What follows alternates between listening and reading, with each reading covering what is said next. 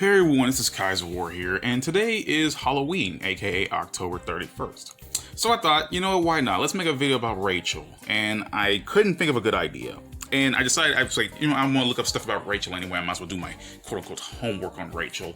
I don't want it to be video just be Rachel-centric, because I still want to cover characters like Valkenheim, Nagogi, like characters around Rachel that would work. But it depends on my mood as I go through this video. So yeah, I'm going to do my homework on Rachel Alucard, because it's been a long time coming, and I still feel like I need to remember some things about her, so. Rachel Alucard is a vampire, former onlooker, and head of the Alucard clan of vampires. She is a daughter of Clavis Alucard and watches over the world from the Alucard castle alongside her butler, Valkenheim or Helsing. Rachel wields the Sun Kishin Tsukuyomi unit and has no life force value. She is constantly followed by her familiars, Nago and Gi. So I remember seeing, when I was doing my research for Blood's Experience, I saw that Clavis had an immeasurable life force value, while Rachel has 0.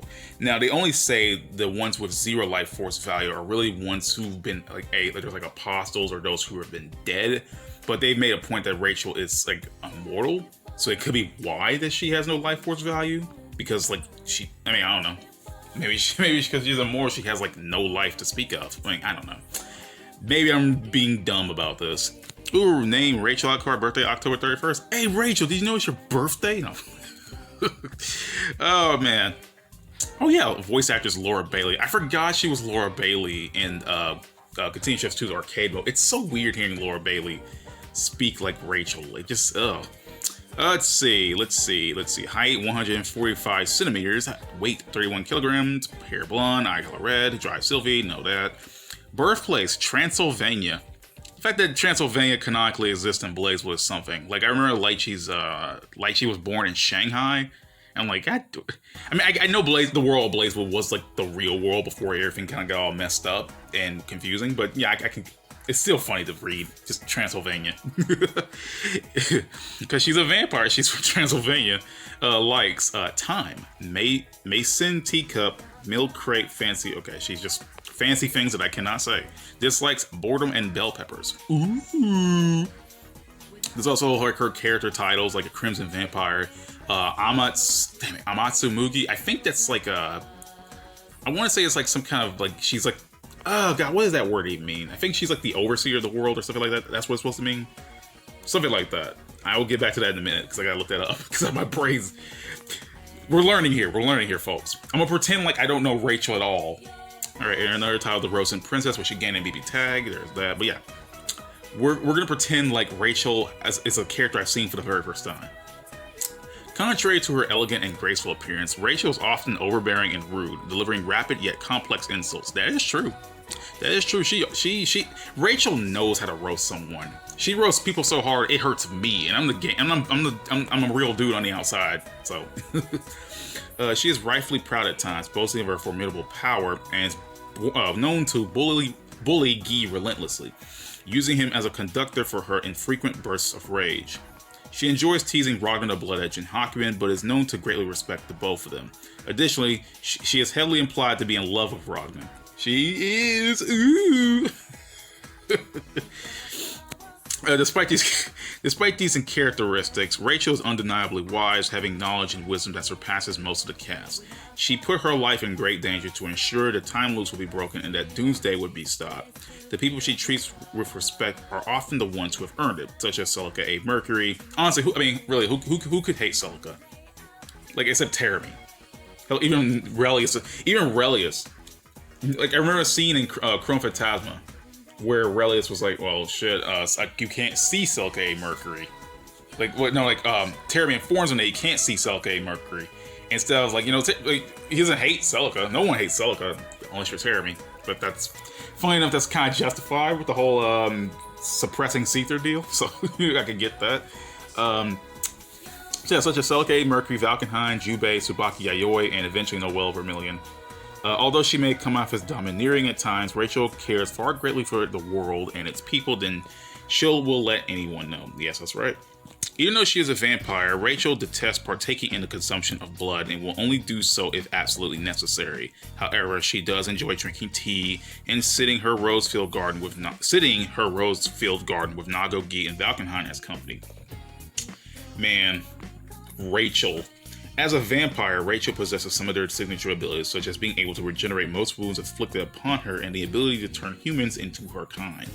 Her drive is Sylphie, which allows her to complete control of the wind, being able to conjure slight breezes to deadly storms and whirlwinds.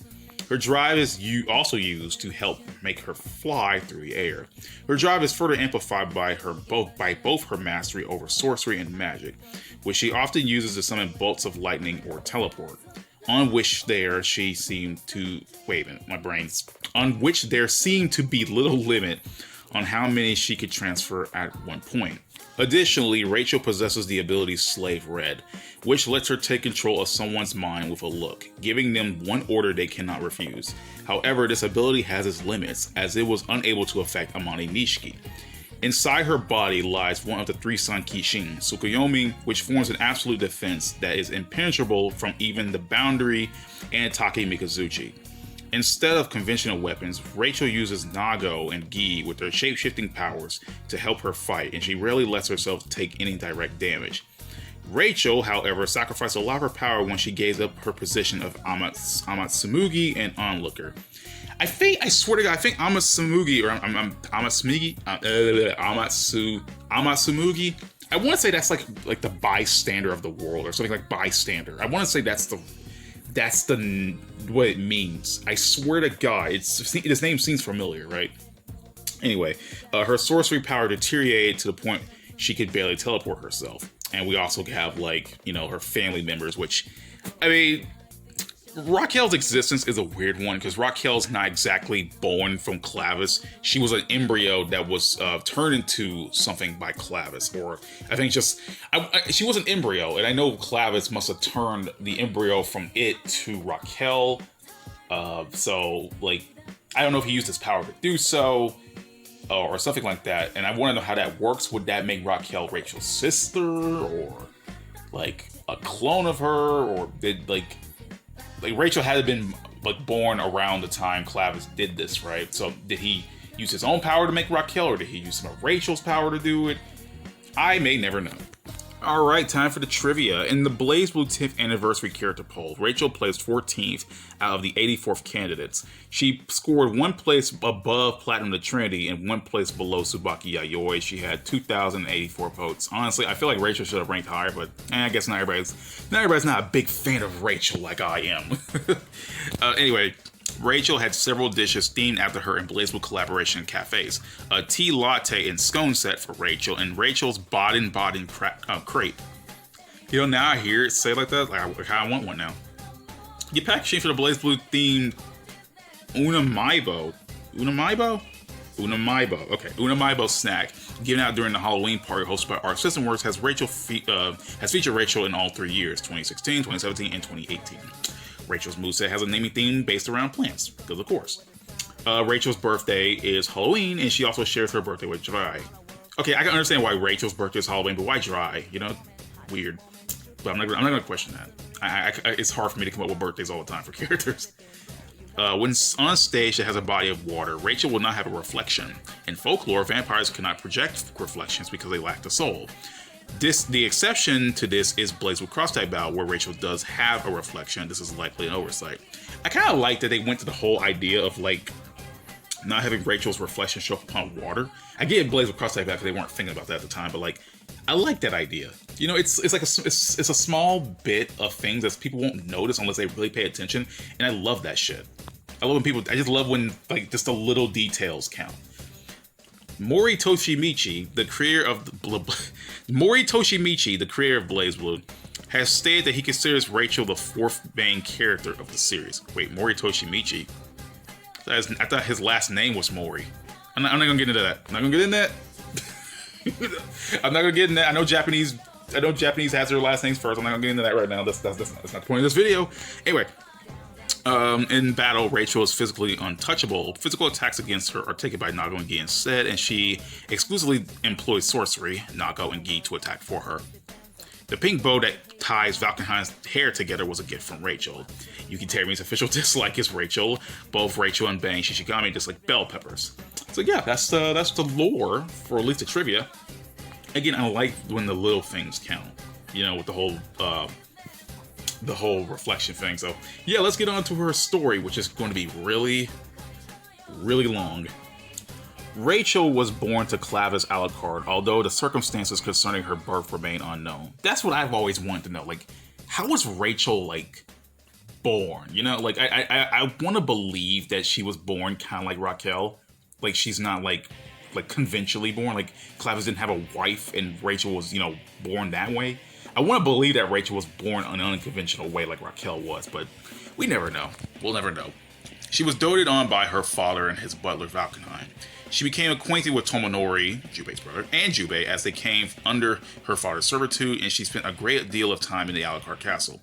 From a seemingly early age, Rachel had developed a complete mastery over sorcery. Alright, time for the Dark War era, and this is... Rachel's story is incredibly long. Like, longer than most videos I've made about my homework so far, so this is going to take a long time. On December 31st, 2199 AD, Rachel found an injured young man on a hillside. He was dying from his wounds, and Rachel offered him a chance to become a real hero, teleporting him away from the Alucard castle. Wait, to the Alucard castle. This man was a time-displaced Jin Kisaragi. In the castle, Clavis and Valkenheim tended to Jin's wounds. Rachel clung to her father's robes when the man awoke and paid Jin little attention. When the group left him to rest, Rachel gave him a cold stare before leaving. A week later, Rachel went for her father, butler, and Jin to the castle of the basement of the Alucard castle. She watched as Clavis undid every sorcery seal he had placed on the ancient doors until they finally arrived to a small room which contained one of the San Kishin, the Susanoo unit. As Clavis grew tired, he left the rest of the details to his daughter, who explained that Jin should accept the Susanoo unit. He would cease to become human. Rachel watched as he accepted the unit, discarding his old life, and adopting a new name, Hakumen. In the January of 2106, Rachel watched Tomonori battle against Cosmo Caval in the Magister city of Ishana. She teleported next to him on the top of a building spire. She chuckled at him, calling him an uninteresting man. Knowing that she has gone against Clavis' orders and tried to kill Cosmo, now observe him. She stretched out her hand and teleported him back to the Alucard castle. There she sat on a sofa and drank black tea as she watched Tomonori turn his back on Clavis and Valkenheim. Sometime after Tomonori had been murdered by Cosmo and Yuki Terumi, Rachel teleported herself to a port town that was offering to ship people to the wastelands once known as Japan. She saw Celica, A, Mercury, and Ragnar the Bludge wandering around the area, catching the attention of the latter and teleporting away before he could catch her. Rachel appeared again in front of Celica, Ragnar, and Mitsuyoshi, who had been severely beaten by a remnant of the Black Beast. She offered him a chance to save the beastkin and teleported them to the courtyard of the Seodai sampling laboratory into the Alucard castle. Rachel only did so for Ragnar. Only did so after Ragnar begged her to save Mitsuyoshi's life. In the castle, Rachel told the group to wait in the parlor after Valkenheim carried Mitsuyoshi away into the inner sanctum of the castle for treatment. She later stood with her father and Valkenheim as Clavis introduced himself to Celica and Ragnar. Despite Clavis' soft affection towards his daughter, she turned away and followed him and her butler as the conversation ended. Rachel entered the gardens of the castle grounds, but Ragnar followed after her. Sick of him acting so familiar even though she had just only met him, Rachel scorned the man and struck his hand with a lightning bolt. Their scuffle was ended short by Clavis, who asked for time alone with Ragnar. Rachel bowed deeply to her father and allowed the night wind to carry herself away. Sometime after the encounter in the castle, Rachel traveled by herself to the first district to inspect the progress of Ragnar, Celica, Mitsuyoshi, and their companions Nine and Trinity Glassfield as they searched for Suichiro Ayatsuki. There she stood next to a cauldron, and her memories as an older Rachel from the year 20... Oh my god, hold on, I am sorry, my freaking throat. My throat just stopped right there, the numbers. The numbers. Oh god. Oh god. How did my brain just like stall right there? Like it's just literally 2 2s and 0 0. Like what the shit? Anyway, whatever. Ugh, god damn it. She delivered cryptic hints about the future and how the Black Beast was stopped for 1 year in 2107. Unable to stay much longer, knowing that the beast was soon to appear, Rachel left the area, although her memories of the event and the future memories given to her by the boundary dissipated as soon as she left. Sometime shortly afterwards, Clavis had passed away and Rachel became the new head of the Alucard clan. She hosted Trinity, Nine, and Celica as they waited for the return for Ragna and Misayoshi from an encounter with the Black Beast.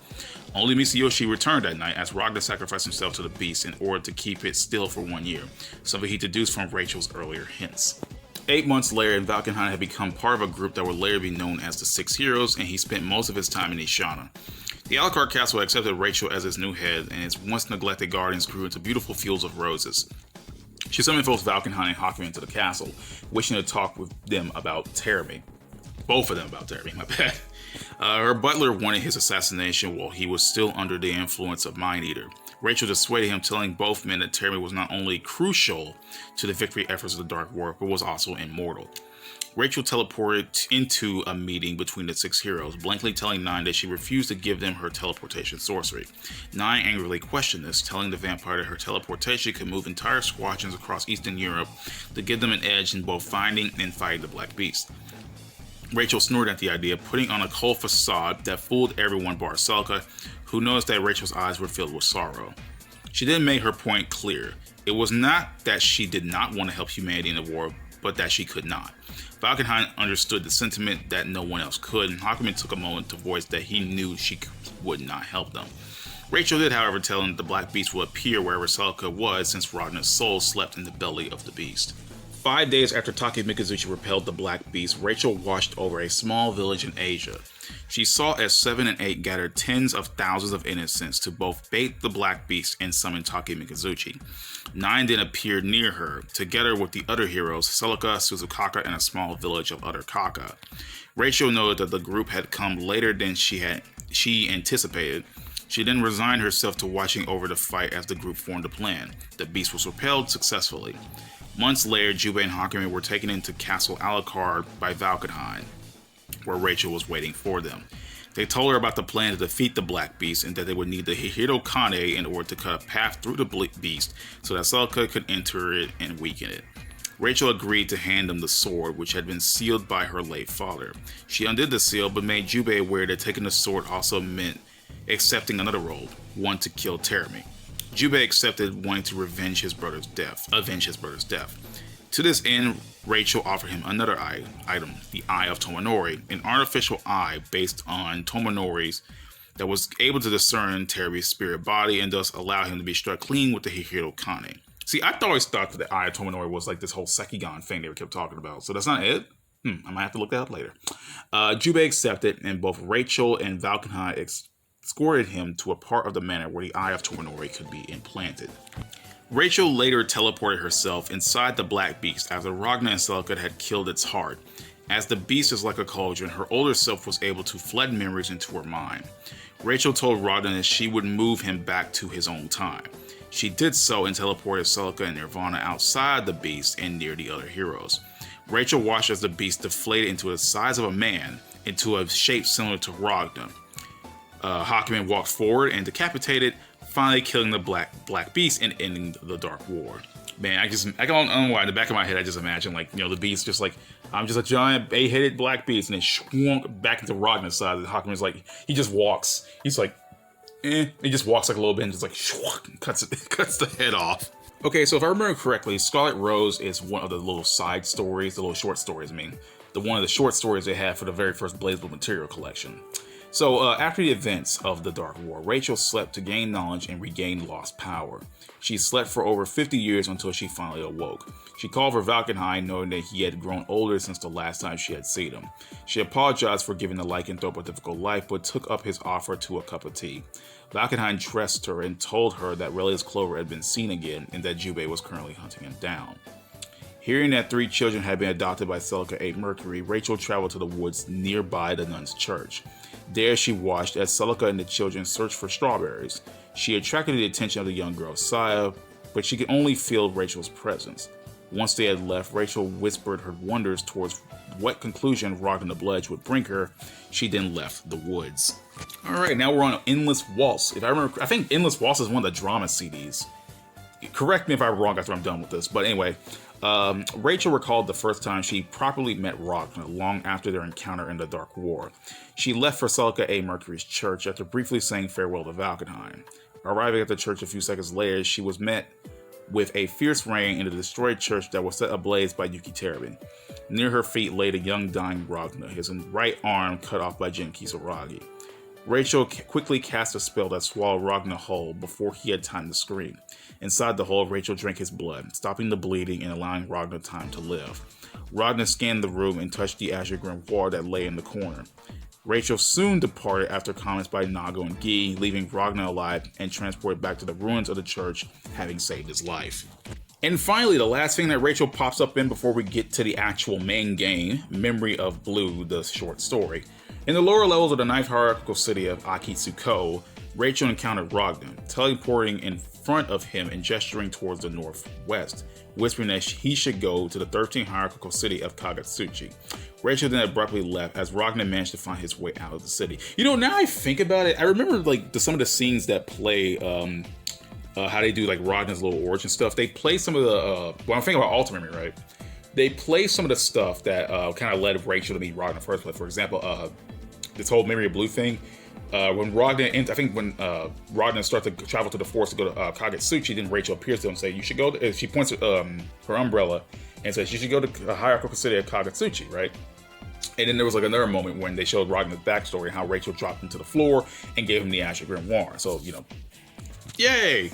Alter Memory did some things that the main games didn't do, huh? That's actually pretty disturbing. So we reach a little awkward part here in the wiki here. See, the wiki does this thing where it kind of follows the light novels for BlazBlue Calamity Trigger. And it's not really, it's just, you know, a light novel adaptation of Calamity Trigger. It doesn't do the whole game. So unless you want to look at the arcade mode. So what I'm going to do is just, you know, check out the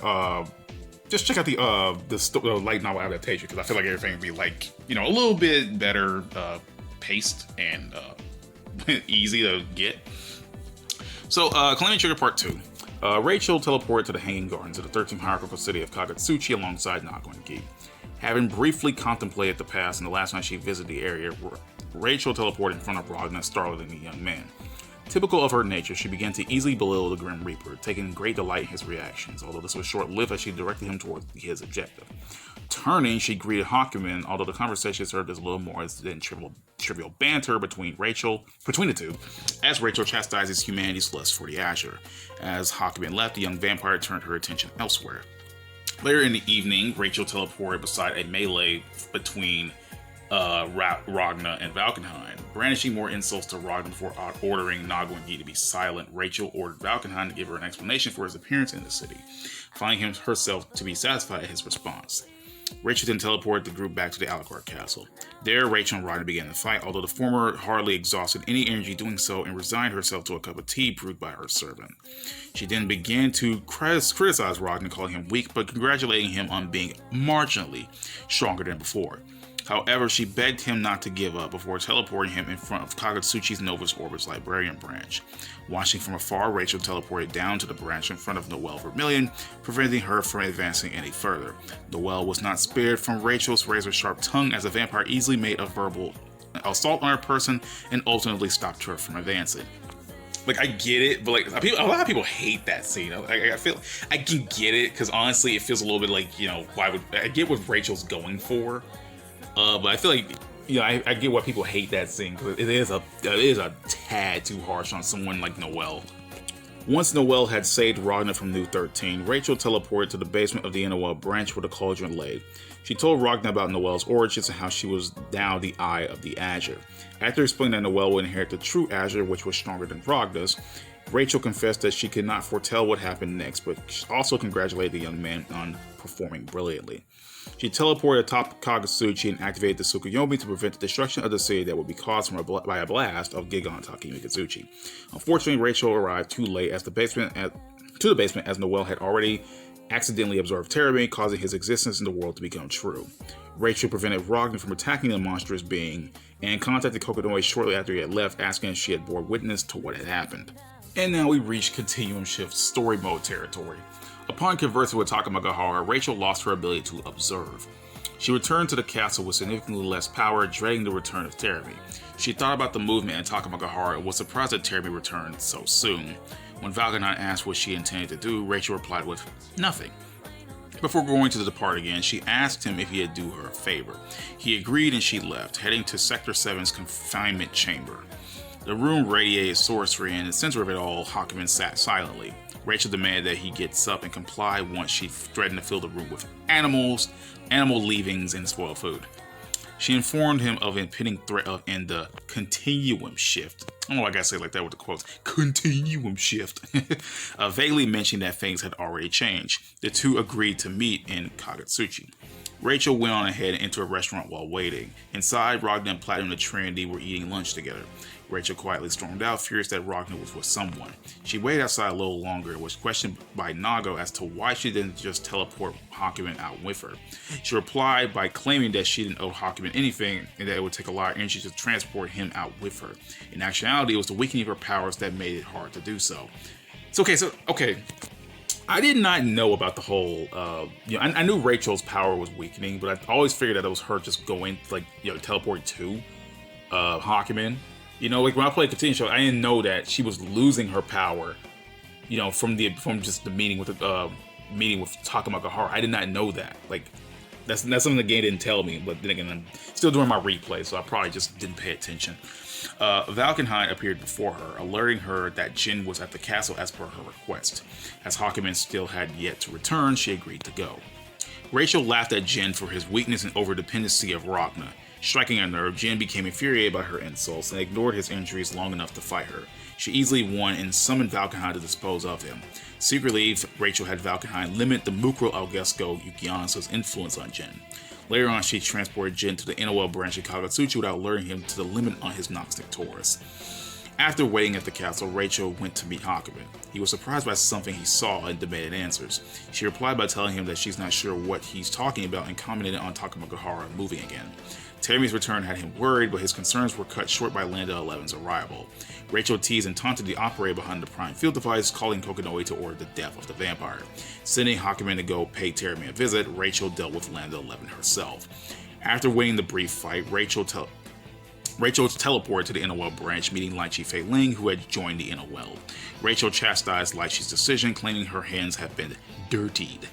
She asked about Hosma and the information she had passed on to Lychee, although the latter refused to reply, leading to a short brawl. Once Rachel won, she gave Lychee some words of advice and then departed. On her way, Rachel was stopped by an obscure, mysterious feeling. She felt herself being trapped in a binding circle. Izanami, Phantom, and Relius Clover appeared before her. Trying as hard as she could, Rachel was unable to free herself and was trapped. She was saved by Ragnar after she defeated Terry not long afterwards. In typical form, Rachel refused to thank him, although she was grateful for the rescue. She told him that the only way to save Noelle from herself as Mu 12 was to kill her. Ragnar, however, managed to save her without anyone dying, but lost his left arm in the process. The Imperator appeared and threatened Rachel. At the end, Rachel was seen with Hakumen. He told her that she and Juba had grown soft and weak, walking away in frustration. Rachel wished for Ragnar to be strong, brave, and never give up, no matter what the altered future may hold. Alright, and that's Continuum Shift out the way, and now we got Chrono Phantasma. Again, I don't look at Chrono Phantasma's arcade modes. I tend to just go straight to the story modes because that's where all the bulk of it is. And considering that Chrono Phantasma story mode is split into 3 parts, I don't know whether I should just look at each part or not. I don't know if looking at the 6 heroes part will even matter, but I'm going to start with the main story, Chrono Phantasma, then go to the 6 heroes part, and yeah. A month after the Continuum Shift, Rachel found Ragnar near the charred site of Salka's old church while watching from the skies. She descended and spoke to him for the first time since the end of the Phenomena Intervention. I almost said Phenomena Intervention, damn. The Phenomena Invent, oh god. But her words sparked a fight between the two that the vampire easily won. His question about Kushinada's linchpin caught her off guard, but she confessed that she knew little about it. Although she told Ragnar everything she did know and further divulged information of Hades' Izanami, who didn't appear before them. Phantom's gravity seed brought Rachel, Nago, and Guy to their knees in front of the Imperator. Rachel could only watch while Izanami easily subdued the Grim Reaper, but was freed upon once the Imperator left. Rachel struggled to rise, but greeted Tau Kaka as she came to meet them, and later found and greeted Tora Kaka as well. The vampire recalled that the old Kaka village lay nearby and asked Ragnar to be taken there, also warning Ragnar that the scars caused by sorcery can transcend space and time, meaning that he would remain affected no matter what phenomena might occur. Later, after Ragnar picked a fight with a bystander while searching for Noel, Rachel teleported near him to remind him that his attitude towards citizens was nothing short of disgusting, then teleported away from him before he could apologize. Watching from above as Ragnar was beaten by Kaga and Mutsuki, Rachel and Amane Nishiki began to talk about the two below them. Amane warned her against getting too involved before resuming his pursuit of Carl Clover. I still want to know what the end game of that's going to be. Like, if Relius is still going to, if Amane is still going to look for Carl. Ugh. She would later teleport to the basement of the fifth hierarchical city of Ibukido in Noel's branch, where Rachel and Celica were reintroduced to each other. She then insulted Ragnar as he laid incarcerated nearby. Soon after, Noel joined them and Rachel began explaining the world and Chrono Phantasma to the two girls. She accepted all questions and completed her story on a sad note before asking Kokonoi to improve her eavesdropping and teleporting away. She would join the main group for dinner, where she criticized Ragnar for his lack of table etiquette and complimented Hibiki Kohaku for his exceptional cooking skills, while also entrusting him with the decision of what tea to prepare for her. Kagura later, my freaking brain saw. I saw Kagura's name, my freaking mind just went like. Bleh. Kagura introduced himself to Rachel, and his flattery earned her liking. When Noel created the realm, Rachel entered it to tutor her on how to manage the power of the eye and to explain how the space was born. When she was summoned by Noel's consciousness, Rachel asked her if she could accept herself. Noel's answer more than satisfied Rachel. She asked that Noel accept her Azure. However, the two were interrupted by Hazma, who had managed to enter the realm thanks to a hole Rachel had left upon her entrance. Terami took Noel elsewhere in the realm, leaving Rachel behind, but she managed to leave it on her own and bring Noel's consciousness back to the normal world. The Battle of Ragnar the Blood Edge came around on the following day. Rachel watched quietly while placing bets on each round with Celica. She complimented Kagura on his ability to pull together such an event and betted on Bullet, not having anticipated that Azrael would be the replacement for Bullet's opponent. She prevented Kagura from switching in with Ragnar during his beating by the Genocider and threw Gi in front of Azrael's aimed fist towards Celica.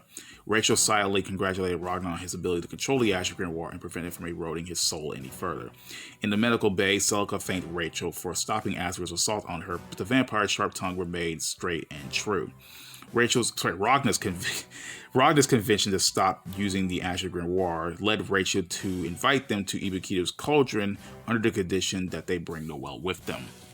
At the cauldron with Ragnar, Celica, and Noel, Rachel explained that thoughts from the nearby caskets were interfering with Noel's consciousness and placed additional protections on Noel to prevent further interference. Pleased with Noel's dedication, Rachel told Ragnar that he was to be sent back in time to the first timeline so that he could solidify the timeline, although Noel's observation would be pushed to its limit and Celica's memory would be strained. Finally, Rachel placed the Tsukuyomi unit upon Ragnar so he could safely arrive to the past. They succeeded in bringing him back, but Rachel lost her status as an observer, instead of becoming an onlooker without any sorcery. This event became known as the Time of Decision, an important event that cost Rachel the majority of her remaining power. I never knew that that thing was actually like a terminology, like the Time of Decision. Wow, never knew that was an actual thing they actually called that, huh? Good to know. A few hours later, Ragnar returned from his journey to the past, his memories scrambled. Rachel accepted his thanks for sending him back, but soon realized how great a sacrifice she had made. Amane arrived a short while later after having told Valkenheim about Rachel's location, and left once the man arrived. Rachel thought kindly of Amane's guidance and asked that Valkenheim escort her back to the castle. Intruding in Kagura's office, she and Valkenheim introduced themselves while offering advice to the group. Rachel reminded them that Tenjo Amano Hokasaka had intended to use the linchpin as a last resort in a time when Celica was around, and argued that another method would be possible with the Noxnic Taurus Phoenix for Tenjo. When the main group left, Kokonoi told Rachel and Kagura that Izanami's interference had stopped with Rachel, further confirming that the Takamagahara system had been demolished. She remained in the room even after Izuyori and Jin entered. Rachel directed Valkenheim to assist Bang Shishigami with his battle against Relius, and then ordered Bang to hammer the Tenjo into the linchpin, a plan possible thanks to Iron Tiger, who teleported both parties above the monolith. The linchpin subsequently fell into the tower. Rachel's final orders were to ask Ragnar to activate the Azure Grimoire and confront Take Mikazuchi.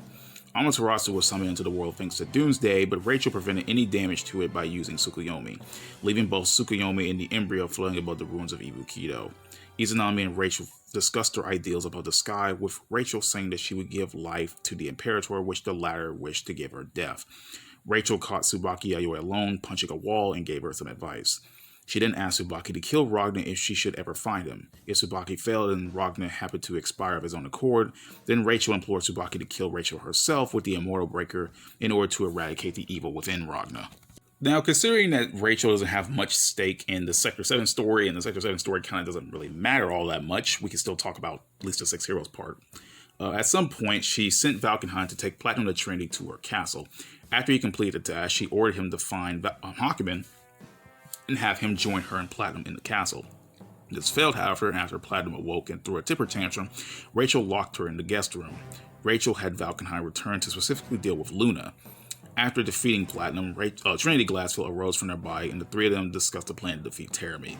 Rachel later teleported away to Hakumen's side, where she invited him for tea. He declined, but they continued nonetheless to discuss the identity of Phantom and how to deal with her.